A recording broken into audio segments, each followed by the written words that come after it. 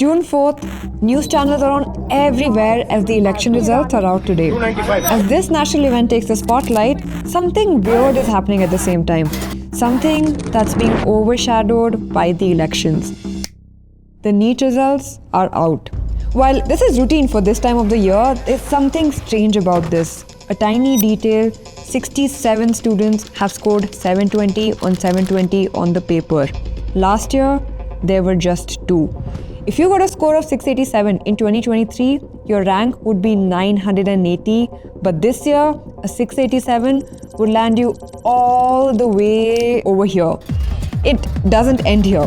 14 days later, another exam is cancelled. And then one more. हम लोग इतना दूर ट्रैवल करके आ रहे हैं, हम लोग को इतना harassment हो रहा है. It's like the education system is gamed against you. The students protest, the teachers protest, big controversy, massive corruption, a giant web of lies. But that's not what this video is about. Yep. While shooting the NEET video, I realized something. I didn't want to address just the NEET issue. I wanted to figure out what can I do to help here. I wanted to look at solutions, and solutions not for the government or policy makers, because those are not in my control, right? But solutions for you guys. A plan for a lot of those folks who don't get into engineering colleges or medical colleges and get screwed over by the system, get screwed over by these exams. You know, I've been on the other side. I've been one of you. I've written all of these exams, but now that I'm on the other side, now that I run a company, I know how companies hire, what companies look for. I speak to founders, execs every single day. So I asked myself, what if I used all the insights, all the experience that I have until now to solve a part of this problem? Can I get 24 lakh NEET aspirants justice? I'm not sure, but let's do the math here, okay? We've got around 6.5 lakh subscribers today. 45% of you are between the age of 18 to 24. So can I help 2.6 lakh of you maybe land a job, not as a doctor, but something else? Can I help the 2.6 lakh of you get ready for the actual world where you can get hired and make some money? I think so. I can at least try, right? So I charted out a plan, a blueprint, which I'll be covering in this video post we address the exam culture in India. You know, when I started researching on this video, I found that this is not the first time NTA has come under suspicion of exam scams. In fact, even last year, the NTA-led NEET exam had faulty OMR sheet issues. Listen to this. Back in 2021, the CBI busted whole scam related to JEE where a Russian called Mikhail Shargin was involved, who was basically hacking into systems of examination centers and helping 820 students cheat. In fact, if you look at the numbers from the last 5 years, there have been 41 instances of documented paper leaks in 15 states, which has affected around 1 crore 4 lakh students. That's an insane number. And by the way, these are just documented leaks, so the real number could be much, much worse. If you look at the number of entrance exams, India has about 300 entrance exams and about 50 of those are conducted by government for jobs. So I was thinking, how do we solve this? Can we scrap these entrance exams altogether? I don't think so, because given the size of a population, the need to have uniform entry criteria and get students to compete on a common starting point, we do need entrance exams. What they do is they basically serve as an economical and objective bridge between colleges and universities to evaluate student merit. But the way they are conducted, the skills they are judging, those definitely need re-evaluation. Now, this whole NEET issue also made me question that, considering every year there are some of the other complaints that pop up, that OMRs are faulty, sometimes questions have mistakes, sometimes marking patterns and ranks are inconsistent, corruption is rampant. Why does the Indian student still keep taking these blows on the chin and keep fighting? It got me thinking that what these exams essentially offer a student is some predictability. Predictability that once I crack this exam, I will get wealth or I will get status. Have you guys seen that Maslow's hierarchy of needs? It's basically a model for understanding the motivations for human behavior, which can include psychological needs like safety, love, belonging, self-esteem, and self-actualization. So, if you evaluate this Maslow's hierarchy for a nation, this is where we rank. If you look at our country, majority of India is still at the bottom of the pyramid and we still need our basic safety needs to be fulfilled. You see, the mass population of India is deprived of quality life. But you know what? This also got me thinking that if the way we perceive education and colleges are just a means towards social mobility, towards a better job, then why are parents, teachers, school, colleges blatantly ignoring the job markets? Right now, the conventional way to go about it is you go to school, write entrance exams, get into college, then try to get a job to make money. But what if we flipped it around and started with the final outcome itself? That's the job. That's what if we started questioning, how do you land this job? How are you evaluated for this job? And how do you make yourself irreplaceable in a job? And I'll tell you why I'm saying all this, because recently I saw in news, TCS had released a statement saying that it has 80,000 job vacancies because the people they want to hire aren't skilled enough. So you see, on one side, we complain about jobs, and I also speak from my experience right now, right? We have so many job vacancies right now, but we are struggling to find skilled talent. In fact, every founder I speak to complains that they have a hiring issue. Talent is not skilled enough, talent is not good enough is a phrase thrown around loosely. So the large problems is not really around jobs, it's about matching your skill to the job. And that's why I created this blueprint, this top-down approach. Now, is this plan useful for the 450 million labor force of India? Maybe not, but I am here to help the subscribers we have. So is it valid for the total sum of you here watching this video? Yes, it is. Especially those of you who may not get into IITs or colleges of your choice and feel like you've failed. Let me tell you, you haven't. You've got your whole life ahead of you. You are literally just starting out. Wait, we've got some news. So we've launched a full scholarship for AVTV viewers who are looking to pursue computer science but want their aptitude to be judged in a more holistic way. Hear me out. So if you look at exams like GMAT, it is used by management schools abroad to test candidates on language, maths, logic skills, not just rote learning skills. So in India also, the NEET, the entrance exam conducted by Scalar School of Technology for their computer science undergraduate course, follows a similar pattern as GMAT. This test basically gauges your math, logical and overall learning ability. Basically things that are relevant for CS rather than subjects like chemistry. And instead of relying on just JEE marks to shortlist candidates, they look at a combination of profiles, projects you've built, competitions you've taken part of, exam scores, and also interviews that are conducted by industry professionals. They run a 4-year undergraduate program in computer science in Bangalore. 100 plus tech leaders from Google, Microsoft and Amazon have united to establish this college, and they count notable figures like ex-Google India MD Rajan Anandan and Cred founder Kunal Shah as supporters. The model of learning the latest tech skills by doing rather than memorizing is great because all industries today need more employees who are versed with skills in demand. Watch this video till the end to know all the details of the scholarship by AVTV. So what we are going to do is, we'll start from the back. Not from which college you want to go, what electives you want to choose, but from the job itself, from the very final outcome itself. First, let's list out the competitive advantages you have right now. Do you have internet? If you're watching this, I'm sure you do. Can you understand a little bit of English? If yes, then you're already far ahead. On top of this, if you also have a laptop or PC, you've literally got all the tools and means to make yourself valuable to an organization. Now, why do I frame this sentence like this? Valuable to an organization. You see, if you look at money is earned in exchange for value you provide. How do you provide this value to an organization? It's going to be through your skills. So skills are the key term here. Your skills are what will make you valuable to a company, and skills can now literally be learnt anywhere till you have a good internet connection and a laptop. Have you seen this Ikigai picture? So Ikigai basically represents the convergence of passion, mission, vocation and profession. A lot of people find it very profound, but now that I've worked for so many years, what I've come to realize is that passion now is a little bit overrated. It doesn't always direct you the right way.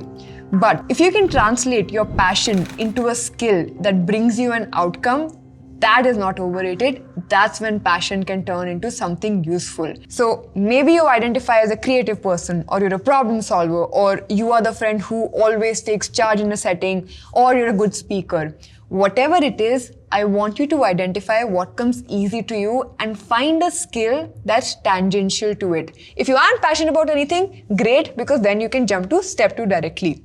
I looked at all the jobs that we've recently been hiring for at EOS to check how many vacancies are there for these jobs across India right now. I went on Naukri.com, Indeed, LinkedIn. So let me show you some numbers on one of the platforms. Check this out. I looked up graphic designer on Naukri.com because we've been trying to hire a graphic designer for the longest time. Now to make this easier, because I'm making this video for folks who are just getting into colleges or right out of colleges, let's narrow the scope down further. Let's look at the jobs that were posted in the last 30 days that required less than 1 year of experience, that literally just required the absolute basics. 3,900 postings.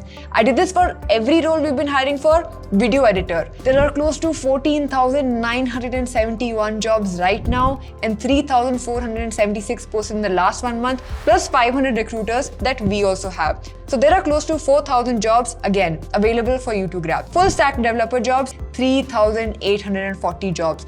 Placement coordinator. Who would have thought that there are so many people hiring placement coordinators, UI UX designers, script writers, AI engineers, motion graphics.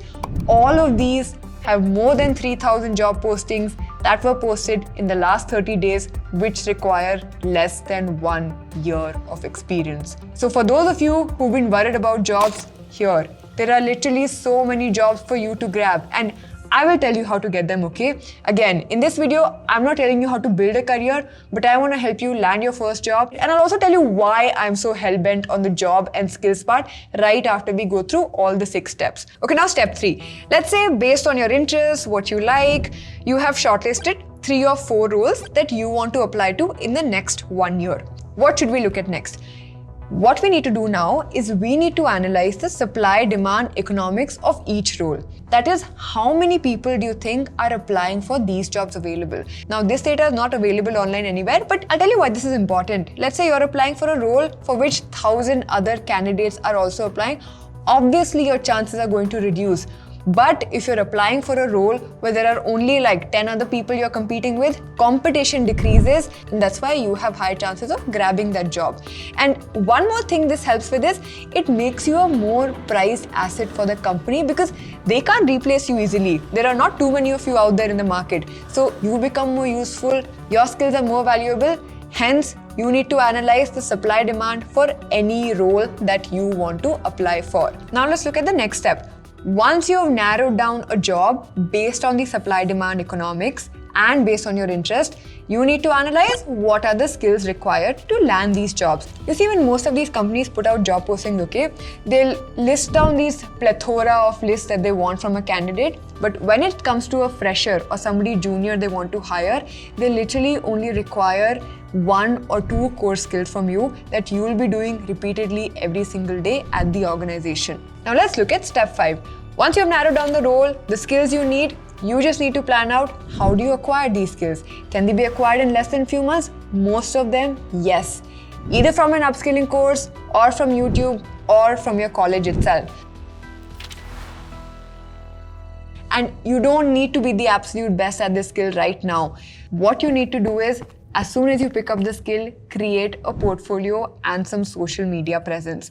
This is your step 6. Social media presence or putting your work in public increases your surface area of luck. That is, someone might stumble upon your project and want to hire you. You know, a lot of the creative folks we hire are directly from Instagram when we stumble upon their work. Now, I know getting your portfolio ready, putting yourself out there, this also requires a little bit of courage because as humans, we're all a little bit afraid of failure, right? And we get imposter syndrome, thinking that what if I'm not good enough? What if my work is not good enough? You need to get over it. All you need to focus on is the final outcome. That's getting that job. And all that requires is a portfolio and a skill that you need to have. If you want a sales job, create 5 reels on sales tactics that are helpful. If you want a developer role, show something you've built. And these can all be personal projects, by the way. Nobody is expecting you to have built insane stuff for your first few jobs. Again, if you don't know how to create this portfolio, here are all the resources that you can check out on this Excel sheet again. You know, this is exactly how I landed my first gig as well. I learned a skill from YouTube, that's graphic design. I started posting actively on Instagram, and then I sent this cold DM to everybody on Twitter, Insta, email, and landed my first job. It took me around 4 months to do it all. That's from learning to landing my first project. And you know, till date, if I receive a portfolio that looks good, I reply. Every single founder I know replies. A lot of organizations, by the way, do not even look at your colleges or degrees. So your proof of work is literally all that matters. And I'm not the only one saying this. You can hear some of these founders yourself. There's no need even to have a college degree. I have not hired anybody ever looking at their degree? I think explore what you want to do before committing is really like the key thing, and keep yourself flexible. देखो degree से सिर्फ शादी हो सकती है, degree से नौकरी नहीं लग सकती. If I were hiring for marketing, if there was a kid who could take an Instagram page from 0 to 10,000, that kid is killer. Yeah. I want you folks to understand this is for people who have probably never done a job in their life, who don't know what it's like to work in an organization. You are the folks that I want to help out here. So for those of you who are already working in different jobs or have 4 or 5 years of experience, I would really love it if you can share your experience, how you landed your first job, what is it that helped you in the comments below, because it can help somebody else out here and maybe help them land a job. Now, I also want you all to understand that why I'm so hell-bent on jobs and the skills bit. You know, it's because I realized that once most of you enter the market, it gets a lot more easier. Because once you have a job, it'll bring you exposure, it'll bring you insights into how organizations work, how they hire, where the vacancies are, and it also helps you build a network early on. It helps you build confidence which will help you take risks later in life. And I'll tell you one more thing, okay? A lot of large companies, even startups in fact, have an upskilling budget for their employees within companies. So if you're a good hire, that is you're hardworking and the company feels like you'll be able to pick up any skill along the way, they will pay you, they will upskill you, just because you are very valuable to the company. In fact, we have done this for a lot of people at EOS as well. For example, I'll tell you the story of Sagar. So he literally dropped out of college, joined us as a scriptwriter. Now, around 1.5 years later, he's the main producer of Overpowered and Varun Maya.